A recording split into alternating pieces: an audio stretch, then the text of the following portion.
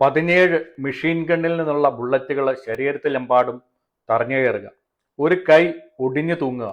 ഇത്രയൊക്കെ ചെയ്ത ഒരു 19കാരന് ഈ പരിക്കുമായിട്ട് എന്തൊക്കെ കാര്യങ്ങൾ ചെയ്യുവാൻ വേണ്ടിയിട്ട് സാധിക്കും? നമുക്കറിയാം, നമ്മുടെ ശരീരത്തിൽ ചെറിയൊരു ഫ്രാക്ചറോ ചെറിയൊരു മുറിവോ ഒക്കെ ഉണ്ടായിക്കഴിഞ്ഞാൽ നമ്മൾ അനുഭവിക്കുന്ന കഷ്ടതകൾ എന്തൊക്കെയാണ്. അപ്പൊ ഇത്രയും പരിക്കുകളും ഇത്രയും വെടിയുണ്ടയും ശരീരത്തിൽ ഏറ്റുവാങ്ങിക്കൊണ്ട് ഒരാൾക്ക് എന്തൊക്കെ കാര്യങ്ങൾ ചെയ്യുവാൻ വേണ്ടിയിട്ട് സാധിക്കും? നമുക്കൊക്കെ ഊഹിക്കാവുന്നതിൻ്റെ അപ്പുറത്തുള്ള കാര്യങ്ങളാണ് ഒരു ചെറുപ്പക്കാരനായിട്ടുള്ള ഒരു കമാൻഡോ ഭാരതത്തിന് വേണ്ടിയിട്ട്, നമ്മുടെ രാജ്യത്തിന് വേണ്ടിയിട്ട് ചെയ്തിട്ടുള്ളത്. അദ്ദേഹത്തിൻ്റെ പേരാണ് ഓണററി ക്യാപ്റ്റൻ യോഗേന്ദർ സിംഗ് യാദവ്. അപ്പൊ ഇത് ചെയ്തുകൊണ്ടിരുന്ന സമയത്ത് അദ്ദേഹം സാധാരണ ഒരു പട്ടാളക്കാരനായിരുന്നു. കാർഗിൽ യുദ്ധമൊക്കെ നമ്മളുടെ എല്ലാവരുടെയും വിസ്മൃതിയിലേക്ക് പോയ ഒരു യുദ്ധമാണ്. 1999 പാകിസ്ഥാൻ അവരുടെ നുഴഞ്ഞുകയറ്റവുമായിട്ട് ഭാരതഭൂമിയിലേക്ക് കയറുകയും ഭാരതത്തിലെ തന്ത്രപ്രധാനമായിട്ടുള്ള സ്ഥലങ്ങളൊക്കെ അവർ പിടിച്ചടക്കുകയും അവിടെ ബങ്കറുകൾ സ്ഥാപിക്കുകയും നമുക്കെതിരെ ആക്രമണം അഴിച്ചുവിടുകയും ചെയ്യുന്ന ഒരു സാഹചര്യം ഉണ്ടായിട്ടുണ്ടായിരുന്നു.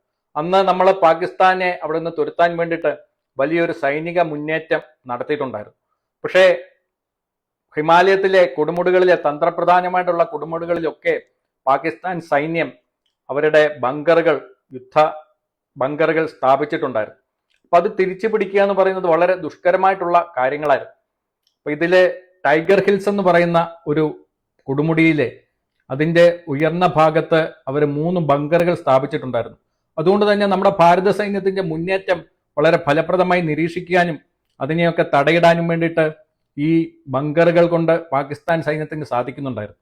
അപ്പം ഈ സൈനിക കേന്ദ്രം തിരിച്ചു പിടിക്കുക എന്ന് പറയുന്ന ഒരു ദൗത്യം അത് കിട്ടിയത് യോഗേന്ദർ സിംഗ് യാദവ് അടങ്ങിയ ഘാതക് എന്ന് പറയുന്ന വെറും കൈ കൊണ്ട് പോലും ആൾക്കാരെ കൊല്ലാൻ വേണ്ടിയിട്ട് പരിശീലനം കിട്ടിയ ഗ്രനേഡിയർ പ്ലാറ്റൂൺ എന്ന് പറയുന്ന 18 ഗ്രനേഡിയർ പ്ലാറ്റൂൺ എന്ന് പറയുന്ന ഒരു സേനാ വിഭാഗത്തിനായിരുന്നു ഇത് തിരിച്ചു പിടിക്കാൻ വേണ്ടിയിട്ടുള്ള ഒരു ദൗത്യം കിട്ടിയത്. അപ്പം അന്ന് അവിടെ വെച്ച് ഈ യുവാവ് 17 വെടിയുണ്ടകൾ ശരീരത്തിൽ ഏറ്റുവാങ്ങി ഒരു കൈ ഒടിഞ്ഞ് അതിനുശേഷം എന്താണ് ചെയ്യുന്നതെന്നുള്ള കാര്യം നമുക്കാർക്കും ഊഹിക്കാവുന്നതിൻ്റെ അപ്പുറത്താണ്. ഇതൊക്കെ നമ്മളുടെ വിസ്മൃതിയിലേക്ക് പോയ ചരിത്രമാണ്. കാർഗിൽ നമ്മുടെ വിസ്മൃതിയിലേക്ക് പോയ ചരിത്രമായിട്ട് മാറി. ഇതുപോലുള്ള സേനാനികളുടെ ധീരപ്രവർത്തനങ്ങൾ നമ്മളുടെ വിസ്മൃതിയിലേക്ക് പോയി. കാരണം ഇദ്ദേഹത്തിന്റെ കഥ നേരിട്ട് തന്നെ 6 ലക്ഷത്തിലധികം കുട്ടികളോട് നേരിട്ട് പറഞ്ഞിട്ടുണ്ട്. പക്ഷെ കേരളത്തിൽ ഇദ്ദേഹത്തിന്റെ പേരറിയാവുന്നവരോ ഇദ്ദേഹത്തിന്റെ ധീരപ്രവർത്തികളെ കുറിച്ചിട്ട് അറിയാവുന്നവരോ ഇല്ല എന്ന് തന്നെയാണ്, വളരെ ചുരുക്കമേ ഉണ്ടാവുള്ളൂ എന്നാണ് ഞാൻ വിചാരിക്കുന്നത്. എൻ്റെ വീഡിയോ ഒരു ഓർമ്മപ്പെടുത്തലാണ്. നമ്മളാരും മറക്കരുതാത്ത ധീരസേനാനികളെ കുറിച്ചിട്ടും അതോടൊപ്പം തന്നെ നമ്മളാരും മറക്കരുതാത്ത ആ സൈനിക മുന്നേറ്റത്തെ കുറിച്ചിട്ടും. യോഗേന്ദർ സിംഗ് യാദവ് ജനിച്ചത് 1980 മെയ് 10 ഉത്തർപ്രദേശിലെ ബുലന്ദ്ഷഹർ ജില്ലയിലെ ഔറംഗാബാദ് അഹിർ എന്ന് പറയുന്ന ഒരു കുഗ്രാമത്തിലാണ് അദ്ദേഹത്തിന്റെ ജനനം. അദ്ദേഹത്തിന്റെ പിതാവ് കരൺ സിംഗ് യാദവ് സൈന്യത്തിൽ സേവനമനുഷ്ഠിച്ച ആളായിരുന്നു. 1965 1971 പാകിസ്ഥാനുമായിട്ടുള്ള യുദ്ധങ്ങളിൽ അദ്ദേഹം പങ്കെടുത്തിരുന്നു. യോഗേന്ദർ സിംഗ് യാദവിന്റെ മൂത്ത ജ്യേഷ്ഠനായിട്ടുള്ള ജിതേന്ദ്ര സിംഗ് യാദവും പട്ടാളത്തിൽ സേവനമനുഷ്ഠിച്ചിട്ടുള്ള ഒരു സൈനികനായിരുന്നു. അപ്പോൾ സൈനിക പാരമ്പര്യത്തിൽ നിന്നും വന്ന അദ്ദേഹത്തിന് ആ കുടുംബ പശ്ചാത്തലം തന്നെ അദ്ദേഹത്തിന്റെ ഉള്ളില് ശക്തനായിട്ടുള്ള ഒരു സൈനികനെ വാർത്തെടുക്കാൻ സഹായിച്ചു എന്ന് വേണം നമ്മൾ കരുതാൻ വേണ്ടിയിട്ട്. 16 വയസ്സും 5 മാസവും പ്രായമുള്ളപ്പോൾ അദ്ദേഹം സൈനിക വൃത്തിയിൽ പ്രവേശിച്ചു. അദ്ദേഹത്തിന് ആർമിയിൽ പ്രവേശനം ലഭിച്ചു. അന്ന് 18 ഗ്രനേഡിയർ പ്ലാറ്റൂൺ എന്ന് പറയുന്നത് അത് കമാൻഡോസിന്റെ ഒരു പ്ലാറ്റൂൺ ആയിരുന്നു. ഘാതക് എന്നായിരുന്നു ഇവർ അറിയപ്പെട്ടിരുന്നത്. വെറുകൈ കൊണ്ടുപോലും ശത്രുക്കളെ കൊല്ലാൻ വേണ്ടിയിട്ട് പരിശീലനം ലഭിച്ചിട്ടുള്ള ഒരു പ്ലാറ്റൂൺ ആയിരുന്നു 18 ഗ്രനേഡിയർ പ്ലാറ്റൂൺ. അപ്പൊ ഈ കമാൻഡോ സംഘത്തിന്റെ അംഗമായിട്ട് അദ്ദേഹം മാറിയിട്ടുണ്ടായിരുന്നു. 1999 വിവാഹം കഴിഞ്ഞിട്ട് 1 മാസം പോലും തികയുന്നതിന് മുമ്പാണ് അദ്ദേഹത്തിന്റെ പ്ലാറ്റൂൺ യുദ്ധരംഗത്തേക്ക് മാറുന്നത്, കാർഗിൽ യുദ്ധത്തിന്റെ മുൻനിരയിലേക്ക് നീങ്ങുന്നത്.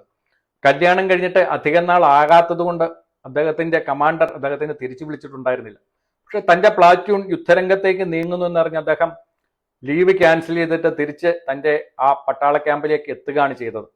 അവിടെ ചെന്ന് കഴിഞ്ഞപ്പോൾ ഏറ്റവും ദുഷ്കരമായിട്ടുള്ള ഒരു ദൗത്യമായിരുന്നു അവർക്ക് കിട്ടിയിരുന്നത്. 18 ഗ്രനേഡിയേഴ്സ് പ്ലാറ്റൂൺ എന്ന് പറയുന്ന ഈ പ്ലാറ്റൂണിന് അവർക്ക് കിട്ടിയിരുന്ന ദൗത്യം ടൈഗർ ഹിൽസ് തിരിച്ചു പിടിക്കുക എന്നുള്ളതായിരുന്നു. ടൈഗർ ഹിൽസിന്റെ പ്രത്യേകത അതിന്റെ മുകളിൽ ഇരിക്കുന്ന പട്ടാളക്കാർക്ക് 360 ഡിഗ്രിയിലും നല്ല കാഴ്ച ലഭിച്ചിരുന്നു. എന്തൊക്കെ മൂവ്മെന്റുകൾ താഴെ നടക്കുന്നു, എന്തൊക്കെ സൈനിക നീക്കങ്ങൾ താഴെ നടക്കുന്നു എന്നുള്ളതിനെ കുറിച്ചുള്ള വ്യക്തമായിട്ടുള്ള ധാരണയും അതിനെ വളരെ ഫലപ്രദമായിട്ടുള്ള രീതിയിൽ എതിർക്കാനും അവർക്ക് ഈ ടൈഗർ ഹിൽസിലെ സൈനിക ബങ്കറുകളിലുള്ള പാകിസ്ഥാൻ പട്ടാളക്കാർക്ക് സാധിച്ചിരുന്നു. അപ്പൊ അതിനെ തിരിച്ചു പിടിക്കുക എന്ന് പറയുന്നത് ഏറ്റവും ദുഷ്കരമായിട്ടുള്ളതും അല്ലെങ്കിൽ അസാധ്യമെന്ന് തന്നെ നമുക്ക് വിചാരിക്കാവുന്ന രീതിയിലുള്ള സാഹചര്യങ്ങളെ മറികടന്നിട്ട് വേണമായിരുന്നു ആ സൈനിക ക്യാമ്പുകൾ പിടിച്ചെടുക്കാൻ വേണ്ടിയിട്ട്, അല്ലെങ്കിൽ ടൈഗർ ഹിൽസ് പിടിച്ചെടുക്കാൻ വേണ്ടിയിട്ട്. അപ്പൊ ഇത് നേരിട്ട് അങ്ങോട്ടേക്ക് ചെല്ലാൻ പട്ടാളക്കാര് നിരന്തരമായിട്ട് അവിടുന്ന് ആക്രമണം നടന്നുകൊണ്ടിരിക്കുന്നുണ്ടായിരുന്നു. അതായത് നിരന്തരമായിട്ട് യന്ത്രത്തൂക്കിൽ നിന്നുള്ള വെടികൾ വന്നുകൊണ്ടിരിക്കുന്നുണ്ടായിരുന്നു, വെടിയുണ്ടകൾ പാഞ്ഞു വന്നുകൊണ്ടിരിക്കുകയായിരുന്നു ചുറ്റിനും. അപ്പം ഇവരുടെ ശ്രദ്ധ മാറ്റാൻ വേണ്ടിയിട്ട് ഈ പർവ്വതത്തിന്റെ 2 സ്ഥലങ്ങളിലേക്കും നിരന്തരമായിട്ടുള്ള ഷെല്ലാക്രമണം നടത്തുകയും അങ്ങനെ നേരെയുള്ള വഴിയും, അതായത് അവര് സ്വപ്നത്തിൽ, പാകിസ്ഥാൻ പട്ടാളക്കാർ ഒരിക്കലും സ്വപ്നത്തിൽ പോലും വിചാരിക്കാത്ത ഒരു നീക്കമാണ് ഈ ഗ്രനേഡിയർ പ്ലാറ്റൂൺ നടത്തിയത്. നേരെ ഉള്ള വഴിയിലൂടെ കയറി ചെല്ലുക.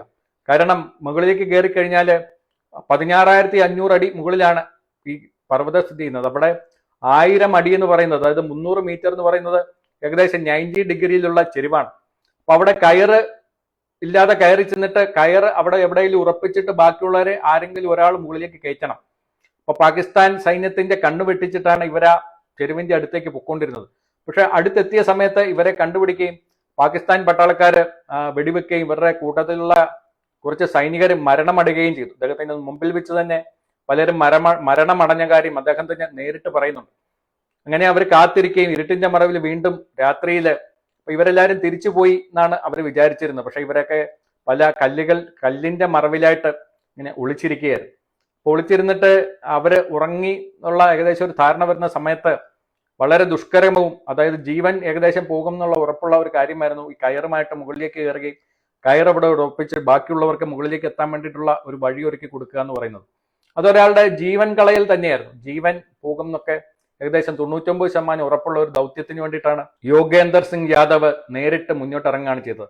ഞാനിത് ചെയ്യാം, എനിക്ക് നിങ്ങൾ അവസരം തരണമെന്ന് അങ്ങോട്ട് അദ്ദേഹം അപേക്ഷിക്കുകയാണ് ചെയ്തത്. അങ്ങനെ മുകളിലെ കയർ ഉറപ്പിക്കാൻ വേണ്ടിയിട്ടുള്ള ദൗത്യവുമായിട്ട് അദ്ദേഹം ആ മലഞ്ചെരുവിലൂടെ മുകളിലേക്ക് കയറാൻ വേണ്ടിയിട്ട് തുടങ്ങി. ഒരു ഘട്ടം എത്തിക്കഴിഞ്ഞപ്പോഴേ ഇദ്ദേഹം കയറി വരുന്ന വിവരം ആ പട്ടാളക്കാർ അറിഞ്ഞു. പാകിസ്ഥാൻ പട്ടാളക്കാർ അറിഞ്ഞു. അവരെ അദ്ദേഹത്തിന് വരെ വെടികൾ ഉതിർക്കുകയും അദ്ദേഹത്തിന്റെ ശരീരത്തിന്റെ പല ഭാഗങ്ങളിലായിട്ട് അനേകം ബുള്ളറ്റുകൾ തറച്ചു കയറുകയും ചെയ്തു. പക്ഷെ അദ്ദേഹം മരിച്ചു എന്ന് ഏകദേശം അവർക്ക് ധാരണയായി. പിന്നെ അദ്ദേഹത്തിൻ്റെയോടുള്ള ശ്രദ്ധ മാറിയ സമയത്ത് ഇദ്ദേഹത്തിന്റെ ബോധം പോയിട്ടുണ്ടായിരുന്നില്ല. വീണ്ടും കയറാനുണ്ടായിരുന്നു, കുറെ 100 അടിയോളം വീണ്ടും കയറാൻ വേണ്ടിയിട്ടുണ്ടായിരുന്നു. അദ്ദേഹം ഈ വെടിയുണ്ടകളും ശരീരത്തിൽ വഹിച്ചുകൊണ്ട് അദ്ദേഹം ആ കയറിലൂടെ മുകളിലേക്ക് കയറി. മുകളിലെത്തി ഇദ്ദേഹത്തിനെ വീണ്ടും പട്ടാളക്കാർ കണ്ടുപിടിച്ചിട്ട് അദ്ദേഹത്തിന്റെ കൈക്കും പരിക്ക് വെച്ചിട്ടുണ്ടായിരുന്നു, കൈ ഒടിഞ്ഞിട്ടുണ്ടായിരുന്നു. അപ്പോൾ ഒരു ഒടിഞ്ഞ കൈ, അനേകം ബുള്ളറ്റുകൾ ശരീരത്തിൽ. ആ സമയത്ത് അദ്ദേഹം അവിടെ ചോരയിൽ കുളിച്ചു കിടക്കുന്ന സമയത്ത് അവർ വീണ്ടും വെടിയുതിർത്തു. വീണ്ടും വെടിയുണ്ടകൾ അദ്ദേഹത്തിന്റെ ശരീരത്തിൽ കയറി. അദ്ദേഹം മരണം ഉറപ്പാക്കാൻ വേണ്ടിയിട്ട് ഒരു പട്ടാളക്കാരൻ അടുത്ത് വന്നിട്ട് പോയിന്റ് ബ്ലാങ്കിൽ അദ്ദേഹത്തിന്റെ ഹൃദയത്തിലേക്ക് വെടിവെച്ചു. ആ സമയത്താണ് അദ്ദേഹത്തിന്റെ ധീരതയ്ക്കുള്ള ഒരു സമ്മാനം ദൈവം കൊടുത്തത്. അദ്ദേഹത്തിന്റെ പോക്കറ്റില് ഒരു പേഴ്സിന്റെ ഒത്ത് 5 രൂപ നാണയം ഉണ്ടായിരുന്നു. ആ നാണയത്തിലേക്കാണ് വെടിയേറ്റത്. അതുകൊണ്ട് ഉള്ളിലേക്ക് വെടിയുണ്ട കടന്നുപോയില്ല, ഹൃദയത്തിലേക്ക് എത്തിയില്ല. കുറച്ചു നേരം സമയം അദ്ദേഹം അബോധാവസ്ഥയിലായി. അങ്ങനെ അദ്ദേഹം ബോധം തിരിച്ചു വന്ന സമയത്ത് അദ്ദേഹത്തിന്റെ ഉള്ളിൽ നിന്ന് പറയാണ്, ഇപ്പം മരിച്ചില്ല എങ്കിൽ നീ ഒരിക്കലും മരിക്കാൻ പോകുന്നില്ല യാദവ്, ഉള്ളിൽ നിന്ന് ആരോ പറഞ്ഞു എന്നാണ്. അദ്ദേഹം ആ ഒടിഞ്ഞ കൈയിൽ ഒരു കൈ ഒടിഞ്ഞിരിക്കുകയാണ്. മറ്റേ കൈ കൊണ്ട് ഗ്രനേഡ് എടുത്ത് ആ ബങ്കറിലേക്ക് എറിഞ്ഞ് ആ 4 പട്ടാളക്കാരെ അവിടെ വെച്ച് അദ്ദേഹം തീർത്തു. എന്നിട്ട് അടുത്ത ബങ്കറിലേക്ക് അദ്ദേഹം ഇഴയാൻ വേണ്ടിയിട്ട് തുടങ്ങി. ഒടിഞ്ഞ കൈയും 17 ബുള്ളറ്റുകൾ ശരീരത്തിലും വെച്ചുകൊണ്ടാണ്.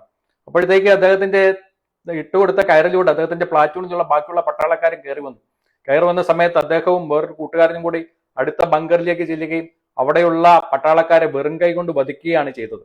ആ സമയത്ത് ബാക്കിയുള്ള പട്ടാളക്കാർ കയറി വരികയും ബാക്കിയുള്ള ബങ്കറുകൾ തിരിച്ചു പിടിക്കുകയും ചെയ്തു. ഈ ഒരു സൈനിക മുന്നേറ്റമാണ് കാർഗിൽ യുദ്ധത്തിൽ നമ്മളെ മുന്നിലേക്ക് നയിക്കാൻ വേണ്ടിയിട്ട് സഹായിച്ചത്. ഇന്ന് ഭാരതം ഇത്ര ശക്തമായിട്ട് മുന്നോട്ട് പോകുന്നുണ്ടെങ്കിലും പാകിസ്ഥാന്റെ മുമ്പിൽ നമുക്കൊരു വലിയ സൈനികമായിട്ടുള്ള മേൽക്കോയ്മ ലഭിക്കാൻ വേണ്ടിയിട്ട് സഹായിച്ചത് ഈ ടൈഗർ ഹിൽസിന്റെ തിരിച്ചുപിടുത്തമാണ്. ഇതുപോലെയുള്ള അനേകം സൈനികരുടെ നമ്മളറിയാത്ത ത്യാഗത്തിന്റെയും ധീരതയുടെയും കഥകൾ ഉണ്ട്. യുദ്ധത്തിന് ശേഷം ഇദ്ദേഹത്തിന്റെ ധീരപ്രവൃത്തി സൈനികരുടെ ഇടയിലെല്ലാം പടർന്നു. അങ്ങനെ അദ്ദേഹത്തിനോടൊപ്പം തന്നെ അദ്ദേഹത്തിന്റെ സേനയിലെ വേറൊരു യോഗേന്ദ്ര സിംഗ് ഉണ്ടായിരുന്നു. അദ്ദേഹം മരണപ്പെട്ടിട്ടുണ്ടായിരുന്നു. അപ്പം ഈ യോഗേന്ദ്ര സിംഗ് ആയിരിക്കും മരിച്ചതെന്ന് വിചാരിച്ചിട്ട് അദ്ദേഹത്തിന് മരണാനന്തര ബഹുമതിയായിട്ടാണ് പരമവീര ചക്ര ആദ്യം പ്രഖ്യാപിച്ചത്. പക്ഷേ അദ്ദേഹം ഒരു മിലിറ്ററി ഹോസ്പിറ്റലിൽ ചികിത്സയിൽ ഏർപ്പെട്ടുകൊണ്ടിരിക്കുന്നുണ്ടായിരുന്നു. ഇതറിഞ്ഞ് അദ്ദേഹത്തിനെ നേരിട്ട് വിളിച്ചിട്ട് പരമവീര ചക്ര നേരിട്ട് കൊടുക്കുകയാണ് ഇത്. പരമവീര ചക്ര ജീവനോടെ കൈപ്പറ്റിയ ചുരുക്കം ചില വ്യക്തികളിൽ ഒരു ധീരസേനാനിയാണ് യോഗേന്ദർ സിംഗ് യാദവ്. അദ്ദേഹത്തിന് ഹവീൽദാർ പദവിയിലേക്കുള്ള ആ ഒരു കയറ്റവും കൂടി ആ സമയത്ത് സൈന്യത്തിൽ അദ്ദേഹത്തിന് ലഭിച്ചിട്ടുണ്ടായിരുന്നു. ഇത് നമ്മളെല്ലാവരും ഓർക്കാൻ വേണ്ടിയിട്ടുള്ള എൻ്റെ ഭാഗത്തു നിന്നുള്ള ഒരു ശ്രമമാണ്. വീണ്ടും പരമവീര ചക്ര കിട്ടിയ ഈ യോദ്ധാക്കളുടെ കഥകൾ തുടരും. അപ്പോൾ നമ്മൾ ഈ പേര് മറക്കരുത്. Yogender Singh Yadav, honorary captain Yogender Singh Yadav. അദ്ദേഹം ഇന്നും നമ്മളുടെ ഇടയിൽ ജീവിച്ചിരിക്കുന്നുണ്ട്.